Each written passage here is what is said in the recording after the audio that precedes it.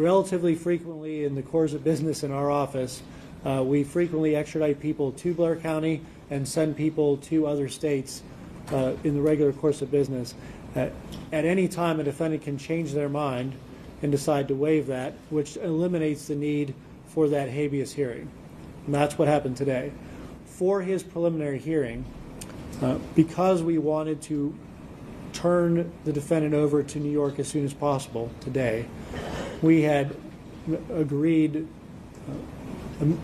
immediately that if there was a waiver of the preliminary hearing, we would agree to what's called a reservation of habeas corpus rights, which is specific to the Pennsylvania Rules of Criminal Procedure. Typically, when a defendant waives, they do not have the right to contest their prima facie case at the courthouse. In this instance, because of the logistics of wanting to turn him over to New York immediately, we agreed for them to be able to preserve that right. So at some time in the future, the defendant could file a habeas corpus petition relative to his local charges here, and the Commonwealth would have to produce evidence and satisfy a common pleas judge that we have a prima facie case, or essentially a probable cause case, for all of the charges levied against the defendant. Yes, sir. Sir, when you guys were in chambers for about 45 minutes in between both hearings, which judge were you speaking with? The judge that presided over the extradition process, which was Judge David Consiglio. Can we ask about the topics discussed? The topics were limited to Attorney Dickey's request to have a custom extradition form, which he did not have, and he requested the judge type up for him, which the judge accommodated and had that typed up. What's on that custom extradition form? Like, what's customized about it? Just what we said earlier. An acknowledgement that there was a habeas file, that he had an attorney, that he withdrew it. You mentioned, do you see any possibility for additional criminal charges in Blair County? Don't speculate on additional criminal charges. And the Altoona police document, the 20-page document that you got from them that you turned over today. Yes. Is there an explanation as to why Luigi came to Altoona? This is still an ongoing criminal case, so I'm not going to comment on investigatory materials. We turn them over to defense attorneys because every defendant is entitled to see the evidence against them, and we always try to get that out to them through counsel as soon as possible when we receive it. But I don't comment on that to the media. Yes, sir. One of the points of conversation or the changes that they wanted made to that waiver was removing the acknowledgement that he was treated properly by police so that there was no issues. Can you elaborate any more on what sort of issues he might have experienced or the reason that they wanted that language removed? No, I don't believe he experienced any issues at all. I'm not going to speak to Attorney Dickey's motivations to the last-minute demand for changes, but we certainly wanted to go forward today with the waiver of extradition, and we're willing to accommodate because, as you saw, there was a large contingent of folks and officers from the New York City Police Department that came down here. The Pennsylvania State Police provided resources. The Altoona Police Department provided resources. The Sheriff's Department's been working around the clock since Mangione's apprehension. Our office has devoted resources. The Hollidaysburg Borough Police Department devoted resources.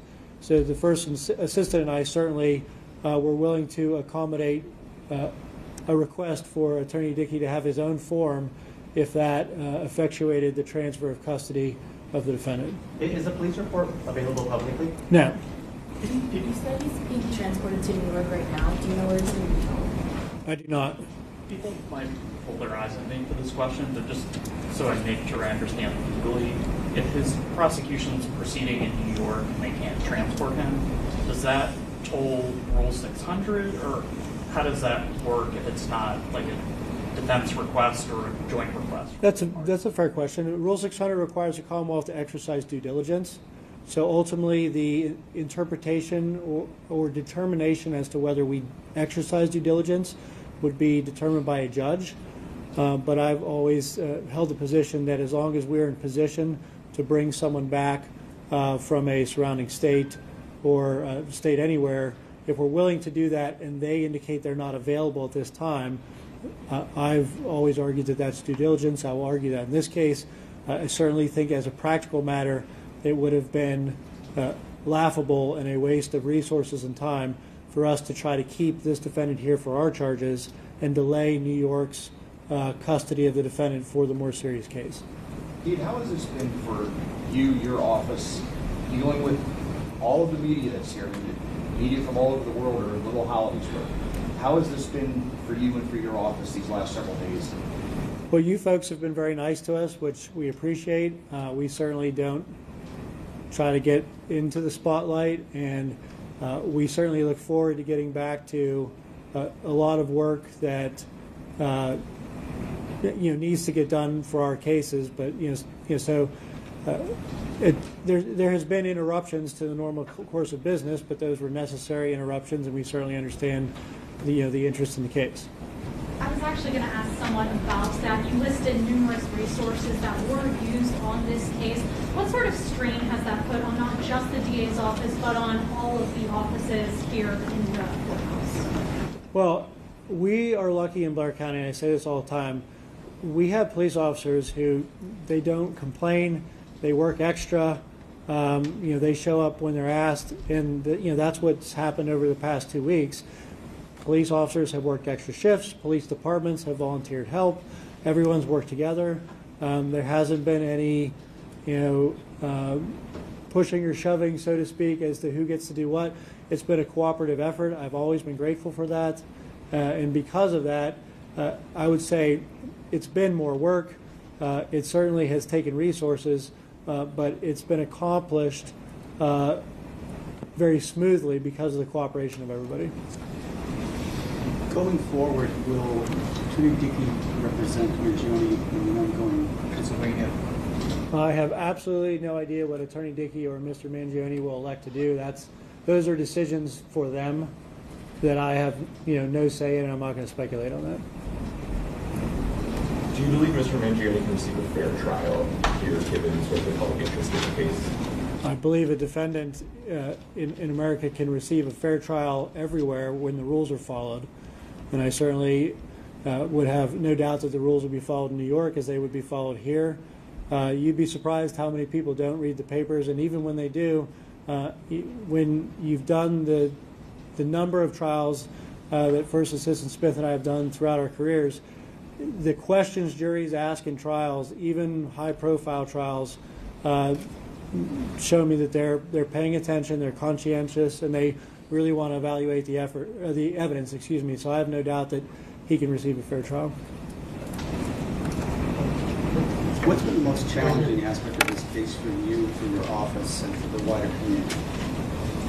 The challenges for our office is that we're short-staffed and we have a pretty high caseload per capita in Blair County. So it's just been, the resource issue. But other than that, these things are something we do all the time in our office. They just don't normally get attention, and certainly not this level of attention. But there are things we do in the normal course of business. Just to wrap up, could you give us like a 20-second summary of what comes next in the Blair County trial? I'm sorry, I didn't hear the last part of your sentence, sir. Would you mind giving us like a 20-second summary of what comes next in the Blair County trial? Well, because of the defendant's reversal today and decision to waive his preliminary hearing, as well as his extradition, certainly we believe it's in the interest of justice to turn him over to the New York City Police Department and Manhattan District Attorney's Office, which we did. He is now in their custody. He will go forthwith to New York to await trial or prosecution for his homicide and related charges in New York. We intend to keep our case active, and we intend to essentially revisit the case when the defendant is available for prosecution in Blair County, and we'll assess that at the appropriate time. Thank you, guys.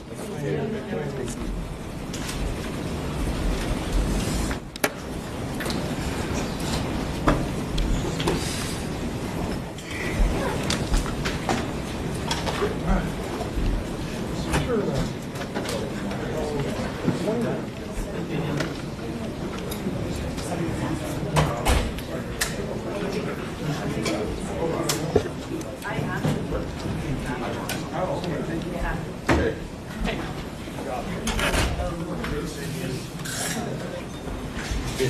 Well, I'm in that line thinking, if I get shut down, what am I going to say?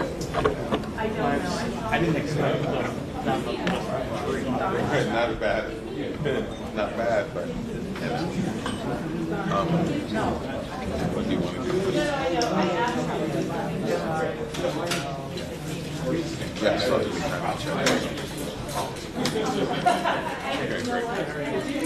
Hey guys, real quick, so everybody is on the same page. We all need to have this room vacated by no later than allowed. No one else is pending to come down and speak for you next week. Okay, very good. Listen, I didn't know this.